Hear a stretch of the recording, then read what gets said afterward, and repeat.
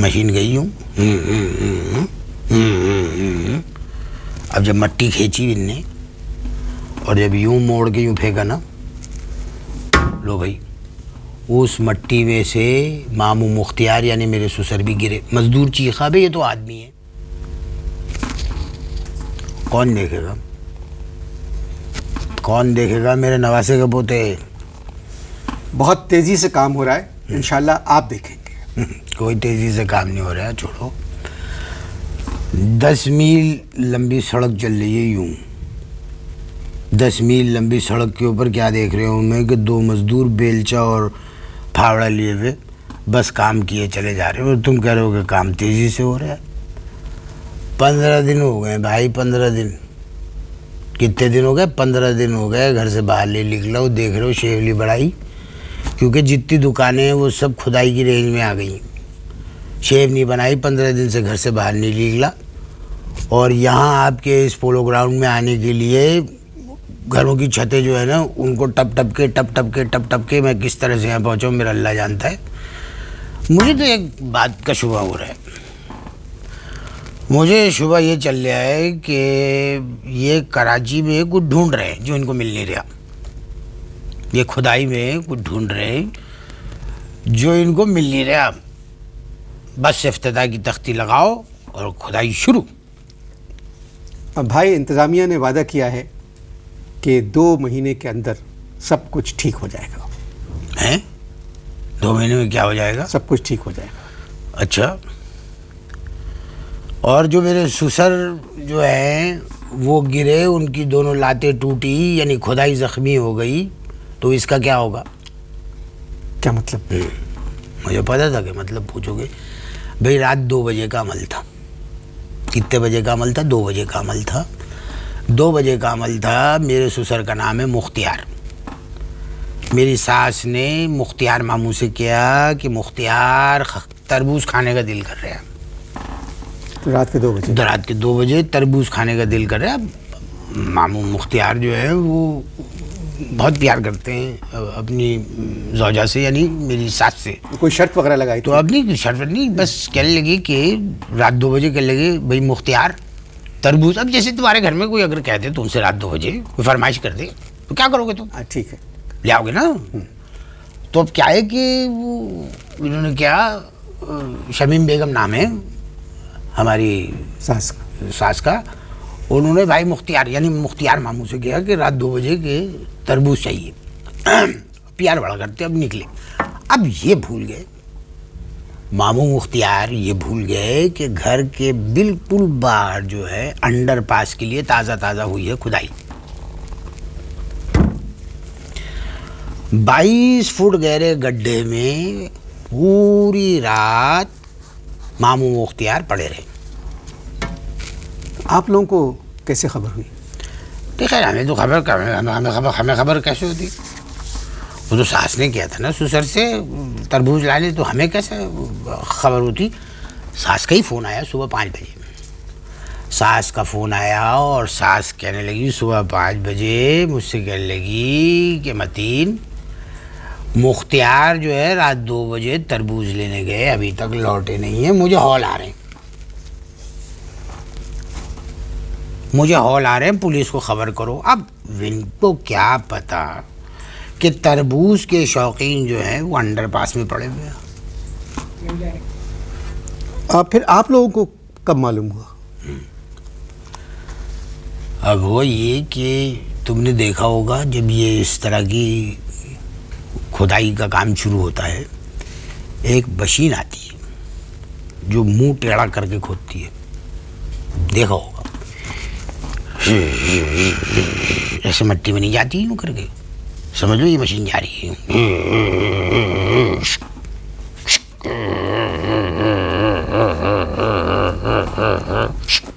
ऐसे नहीं उलटती वो मशीन। वो मशीन का घेरा चल रहा था। मशीन गई यूँ। अब जब मट्टी खींची इनने और जब यूँ मोड़ के यूँ फेंका ना, लो भाई, उस मट्टी में से मामू मुख्तियार यानी मेरे ससुर भी गिरे। मजदूर चीखा, भाई ये तो आदमी है। वो मजदूर नहीं जो एक पहिए की ट्राली के ऊपर सीमेंट यूं यूं करके जो लेके जाता है, अब मरता क्या ना करता। न टैक्सी मिल रही है, न वहाँ पर एम्बुलेंस आ पा रही है, खुदाई की वजह से सारा कुछ जंबल चल रहा है। हमने थोड़ी में हाथ डाल दिए मजदूर के। हमने कहा कि भाई किसी तरह भी हमारे ससुर को इस एक पहिए की ट्राली पर डाल के इसको टैक्सी तक पहुंचा दो। अब भाई वो टैक्सी तक तो पहुंच नहीं था किसी तरह। अब खैर क्या हुआ कि उठाया उनको, डंडा डोली करके ससुर को उस एक पहिए वाली ट्राली में डाला और लेके हम भागे। अब आवाज़ें दे रहे हैं, बच के हटना भैया, ओ भाई इधर देख के। बड़ी मुश्किलों से टैक्सी तक पहुंची, लेकिन न बेकार, क्योंकि टैक्सी चलेगी तो कहाँ चलेगी, क्योंकि ट्रैफिक तो पूरा जंबल है। अब क्या हुआ, हमने मजदूर की फिटूड़ी में हाथ डाला। हमने कहा भाई ले चले इसी तरह, कहीं ऐसा ना हो कि काम आ जाए, लातें इनकी ज़ाया हो जाएंगी।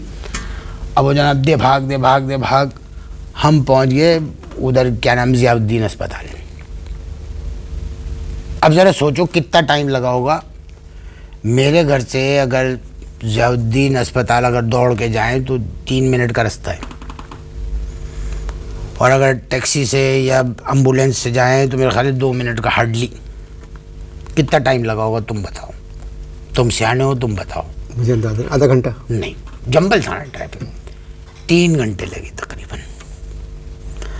अब क्या 3 घंटे वो उसी एक पहिए की ट्रॉली पर थे, ट्रॉली पर मजदूर भाग रहा था, मजदूर भाग, आप लोग भी पीछे, हम लोग साथ साथ भाग रहे थे।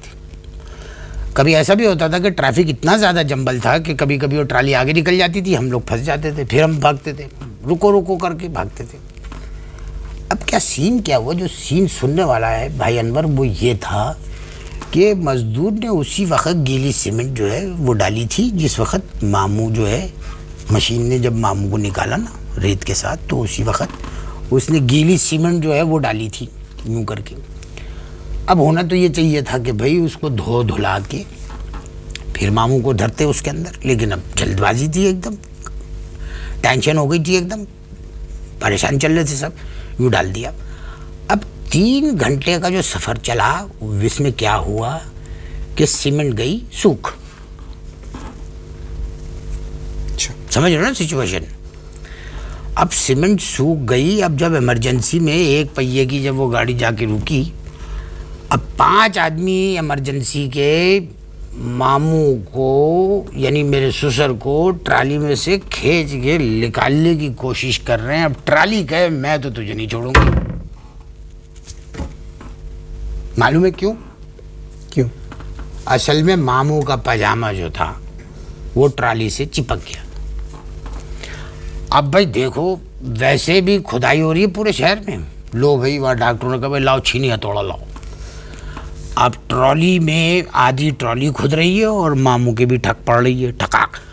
अब जो सफ़र 3 घंटे का था, इस 3 घंटे में मामू ने जो खुदाई के बारे में जो बातें की है ना, मैं आपको सुना नहीं सकता।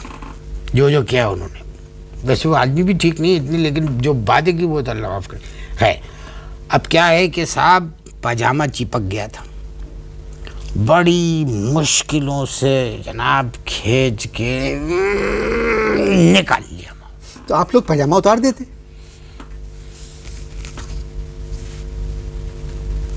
क्या कह रहे हो?